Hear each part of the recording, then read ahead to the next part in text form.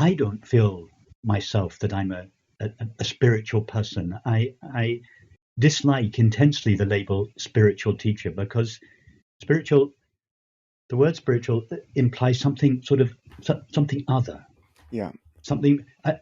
I'm talking about not something other.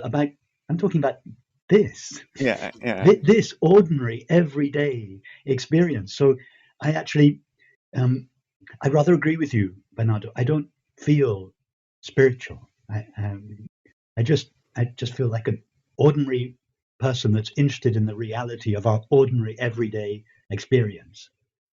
Yeah. Then we share that. I'm also interested in this world right now. Yes, yes. So I think that's where that's where we meet. Yes, and that's why this is so exciting, because spiritual is something of a loaded word, particularly, let's say, in scientific circles.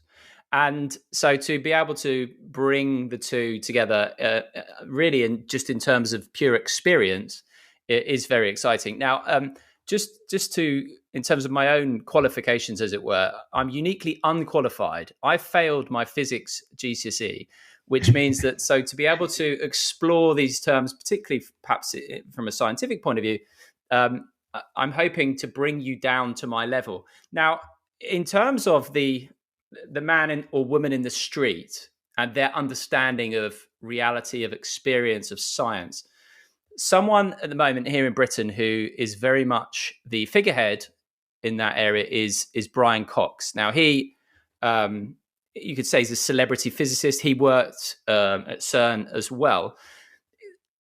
How, in terms of, for example, the amount of publications you've had written about in idealism in scientific papers, how would you compare you and Brian? And I don't mean to be in any way leading, but just out of interest to be.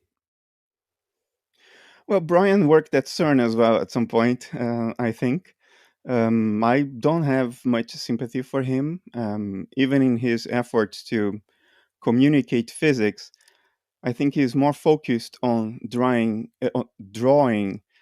a flabbergasted reaction from his public than to actually explain what's going on. They're more focused on the whoa, wow, what is this? What does quantum physics mean? Than actually explaining things. And he seems to be married to a particular metaphysics without even thinking of it as a metaphysics. And that metaphysics is, of course, physicalism or materialism. And metaphysics, again, for someone like me, that just means reality, a model of reality. Yeah, metaphysics is what is behind physics. Physics is how nature behaves. Metaphysics is what is it that behaves. So it's behind the physics or beyond the physics. Yeah, so am I right in saying science doesn't tell us what reality is, but it tells us how it behaves? Correct. Of course, you can derive some implications regarding what nature is from nature's behavior. But that's an indirect step. Science doesn't provide a direct answer to what nature is, since it only studies nature's behavior. Okay. Now, Rupert, in terms of then the perennial understanding, as it were, so does this then explain what reality is in a way that science can't? Yes, the perennial understanding is really more a philosophy than a science, because philosophy is more concerned with what nature is rather than what it does. So the perennial non-dual understanding is an attempt to both explore the nature of reality, to recognize the nature of reality, and then it addresses the implications of that recognition in our life, both internally, that is, what it means for us internally in relation to our suffering, our love of happiness and peace, our internal emotional experience. But it also has implications for our external experience, that is, our activities and relationships in the world. You often say reality is one single indivisible whole, and so there's nothing separate from that. It's also described as the consciousness only model, non-duality, idealism.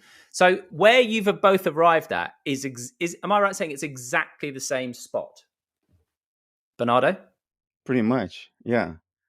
I think you'd have to put Bernardo and my understanding under a very powerful microscope to find any differences between us.